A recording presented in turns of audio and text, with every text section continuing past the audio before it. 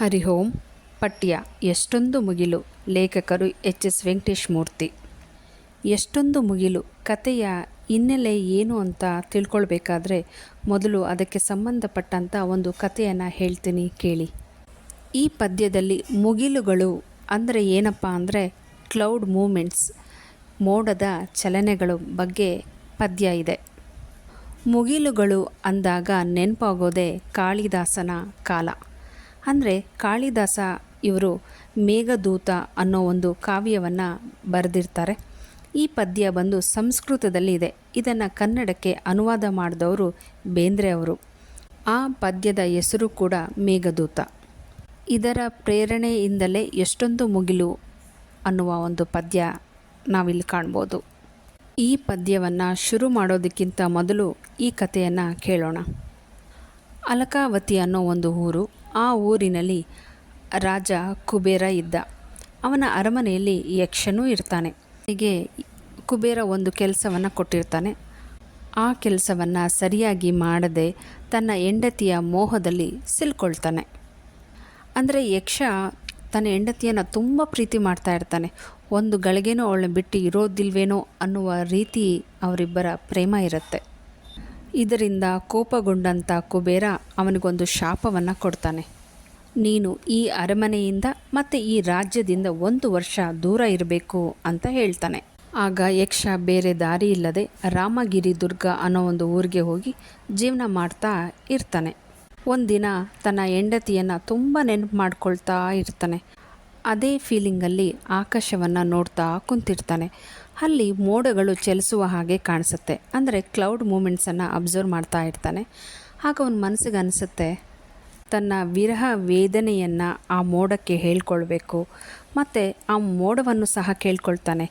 ಇದನ್ನು ನನ್ನ ಹೆಂಡತಿಗೆ ಈ ಒಂದು ಸಂದೇಶವನ್ನು ತಗೊಂಡೋಗಿ ಹೇಳ್ತೀಯಾ, ತಲುಪಿಸ್ತೀಯಾ ಅಂತ ಹೇಳುವಂಥ ಒಂದು ಸಂದರ್ಭ ಈ ಮೇಘದೂತ ಕಂಡ ಕಾವ್ಯದ ಮುಖ್ಯ ವಿಷಯ. ಇಲ್ಲಿ ಮೋಡದ ಪಯಣ ಅಂದರೆ ಆ ಕ್ಲೌಡ್ ಮೂಮೆಂಟ್ಸ್ ಇರುತ್ತಲ್ಲ, ಅದು ರಾಮಗಿರಿಯಿಂದ ಅಲಕವರೆಗೂ, ಅಂದರೆ ಯಕ್ಷನ ಪತ್ನಿ ಯಕ್ಷಿಣಿ ಇರುವಂಥ ಜಾಗನೇ ಅಲಕ, ಅಲ್ಲಿವರೆಗೂ ಈ ಮೋಡದ ಪಯಣ ಇರುತ್ತೆ. ಇಲ್ಲಿ ಮೋಡ ಹೇಳ್ತಾ ಇರೋದು ತನ್ನನ್ನು ಬೇಡಿಕೊಂಡಂತಹ ಯಕ್ಷನ ನೋವು ನಲಿವುಗಳನ್ನು ಹಂಚಿಕೊಳ್ಳುವಂತಹ ಸಂದರ್ಭವನ್ನು ಮೇಘದೂತದಲ್ಲಿ ನಾವು ನೋಡ್ತೀವಿ. ಇಲ್ಲಿ ಎಚ್.ಎಸ್. ವೆಂಕಟೇಶ್ ಮೂರ್ತಿಯವರ ಎಷ್ಟೊಂದು ಮುಗಿಲು ಅನ್ನೋ ಒಂದು ಪದ್ಯದಲ್ಲಿ ಆ ಮೋಡಗಳು ಯಾವ ಗುರಿಯನ್ನು ತಲುಪಬೇಕು ಅನ್ನೋದನ್ನು ಈ ಕಾವ್ಯದಲ್ಲಿ ವಿವರಣೆಯಾಗಿ ಹೇಳುವಂಥ ಪ್ರಯತ್ನವನ್ನು ಮಾಡಿದ್ದಾರೆ. ನೀಲಿ ಆಕಾಶದಲ್ಲಿ ಬಿಳಿ ಮುಗಿಲುಗಳು, ಇದನ್ನು ನೋಡೋರಿಗೆ ತಮ್ಮದೇ ಆದಂಥ ಒಂದು ಅರ್ಥ ಸಿಗುತ್ತೆ. ಆಕಾಶದಲ್ಲಿ ಮೋಡಗಳ ಚಲನೆ ತುಂಬ ಸೊಗಸಾಗಿರುತ್ತೆ ಅಲ್ವಾ? ಅಷ್ಟೇ ಅಲ್ಲದೆ ಚಿಕ್ಕವರಿಂದ ಹಿಡಿದು ದೊಡ್ಡವರವರೆಗೂ ಸಹ ಈ ಒಂದು ಮೋಡವನ್ನು ನೋಡಿದಾಗ ಅವರದೇ ಆದಂಥ ಒಂದು ವಿವರಣೆಯನ್ನು ಎಲ್ಲರೂ ಕೊಡ್ತಾರೆ. ಹಾಗೆ ಆಕಾಶದಲ್ಲಿ ನಕ್ಷತ್ರ, ಚಂದ್ರ, ಪಕ್ಷಿಗಳು ಹಾರಾಡುವಂಥ ರೀತಿ, ಇದನ್ನೆಲ್ಲ ನೋಡಿದಾಗ ಮನಸ್ಸಿಗೆ ತುಂಬ ಖುಷಿಯಾಗುತ್ತೆ. ನಮ್ಮ ಮನಸ್ಸಿನ ದುಃಖ, ನೋವು ಎಲ್ಲವನ್ನು ನಾವು ಇದನ್ನು ನೋಡಿದಾಗ ಮರಿತೀವಿ. ಹಾಗೆ ಇದಕ್ಕೊಂದು ಎಕ್ಸಾಂಪಲನ್ನು ಕೊಡೋದಾದರೆ, ನಮ್ಮ ಸ್ಕೂಲ್ ಡೇಸ್ಗಳಲ್ಲಿ ನಾವು ಪೇಂಟಿಂಗನ್ನು ಮಾಡಬೇಕಾದ್ರೆ ಇದನ್ನೆಲ್ಲ ಬರೆದಿರ್ತೀವಿ, ಪೇಂಟ್ ಮಾಡಿರ್ತೀವಿ ಅಲ್ವಾ? ಆ ಪೇಂಟಿಂಗನ್ನು ನೋಡ್ತಾ ಎಷ್ಟು ಖುಷಿ ಪಡ್ತಾ ಇದ್ವಿ. ಆ ಒಂದು ಕ್ಷಣಗಳು ನಮಗೆ ನೆನಪಾಗದೆ ಇರೋದಕ್ಕೆ ಸಾಧ್ಯವೇ ಇಲ್ಲ. ಇದನ್ನೆಲ್ಲ ನೋಡಿದಾಗ ಮನಸ್ಸಲ್ಲಿ ಏನೇ ಗೊಂದಲ, ನೋವು, ದುಃಖ ಏನೇ ಇದ್ದರೂ ಸಹ ಆ ಒಂದು ಕ್ಷಣದಲ್ಲಾದ್ರೂ ಎಲ್ಲವನ್ನು ನಾವು ಮರಿತೀವಿ. ಈಗ ಪದ್ಯದ ಸಾರಾಂಶವನ್ನು ನೋಡೋಣ. ಯಕ್ಷ ತನ್ನ ವಿರಹ ವೇದನೆಯನ್ನು ವ್ಯಕ್ತಪಡಿಸುವಂಥ ರೀತಿ, ಜೊತೆಗೆ ಈ ನೋವನ್ನು ಈ ಮೋಡ ಅಥವಾ ಈ ಕ್ಲೌಡು ಯಾವ ರೀತಿ ತನ್ನ ಜೊತೆಗೆ ಅರ್ಕಾವತಿಯನ್ನು ತಲುಪಿಸುತ್ತೆ ಅನ್ನೋದು ಈ ಪದ್ಯದ ಸಾರಾಂಶ. ರಾಮಗಿರಿಯಿಂದ ಹೊರಟ ಮೋಡ ಬರೀ ಮುಗಿಲಲ್ಲ, ಅದೊಂದು ಮರಿಮುಗಿಲು. ವಿರಹ ವೇದನೆಯಿಂದ ನರಳುತ್ತಿರುವ ವ್ಯಕ್ತಿಯ ಬಿಸಿ ಉಸಿರಿನ ಕಣ್ಣೀರಿನ ಹಲವು ಬಗೆಯ ಬಣ್ಣಗಳು ಅದು. ಇಲ್ಲಿ ಕವಿ ಹೇಳ್ತಾ ಇದ್ದಾರೆ, ತನ್ನ ಪ್ರೇಯಸಿಯನ್ನು ಕಳೆದುಕೊಂಡು ಅವಳಿಂದ ದೂರ ಇದ್ದು ತುಂಬ ವಿರಹ ವೇದನೆಯನ್ನು ಅನುಭವಿಸ್ತಾ ಇರುವಂಥ ವ್ಯಕ್ತಿಯ ಕಣ್ಣೀರಿನ ಹನಿಯಾಗಿದೆ ಅನ್ನೋದನ್ನು ಹೇಳ್ತಾ ಇದ್ದಾರೆ. ಅದೇ ರೀತಿ ಆ ಮೋಡದ ಹಿಂದಿರುವಂತಹ ವಿಶಾಲವಾದಂತಹ ನೀಲಿ ಆಕಾಶ, ಅದು ಕತ್ತಲಿನಿಂದ ಕೂಡಿದೆ ಅಥವಾ ഇരുಳಾಗಿದೆ. ಅಂದರೆ ಇಲ್ಲಿ ಆ ಒಂದು ಆಕಾಶ ನೋವು ಬೇಸರದಿಂದ ಕೂಡಿದೆ ಅಂತ ಕವಿ ಹೇಳುವಂಥ ಪ್ರಯತ್ನವನ್ನು ಮಾಡಿದ್ದಾರೆ. ಅಲ್ಲಿರುವಂಥ ಚುಕ್ಕಿಗಳು ಬರೀ ಚುಕ್ಕಿಗಳಲ್ಲ, ಅದು ದುಃಖದ ಹರಳುಗಳಾಗಿದೆ ಅಂತ ಹೇಳ್ತಾ ಇದ್ದಾರೆ. ಮೋಡದ ಎದೆಯಲ್ಲಿ ನೋವಿನಿಂದ ಕೂಡಿದೆ. ಈ ರೀತಿಯಾದ ನೋವಿನಿಂದ ಆಕಾಶದಲ್ಲಿ ಮಿಂಚು, ಗುಡುಗು, ಸಿಡಿಲು ಈ ಎಲ್ಲ ಕ್ರಿಯೆಗಳು ಒಟ್ಟಿಗೆ ನಡೀತಾ ಇದೆ.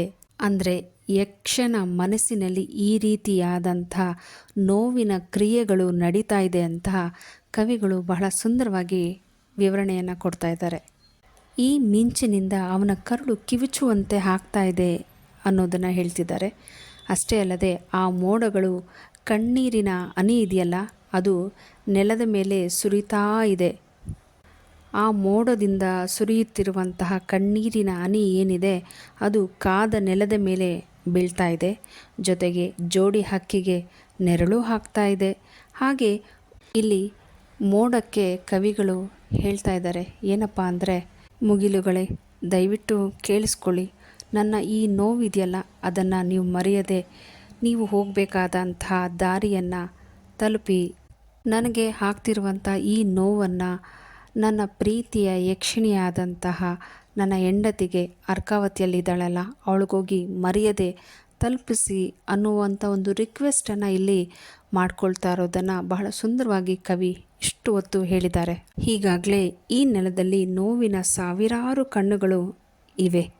ದಯವಿಟ್ಟು ಇವರೆಲ್ಲರ ಕಣ್ಣೀರಿನ ಹನಿಯನ್ನು ಹೊತ್ಕೊಂಡು ಹೋಗುವುದರ ಜೊತೆಗೆ ನನ್ನ ಮನಸ್ಸಿನ ಮಾತನ್ನು ಅಲಕೆಗೆ ತಲುಪಿಸಿ ಅಂತ ಕವಿ ಕೇಳ್ಕೊಳ್ಳುವಂತಹ ರೀತಿಯನ್ನು ಈ ಒಂದು ಪದ್ಯದ ಸಾರಾಂಶವಾಗಿದೆ. Thank you. ಕೃಷ್ಣಾರ್ಪಣಮಸ್ತು.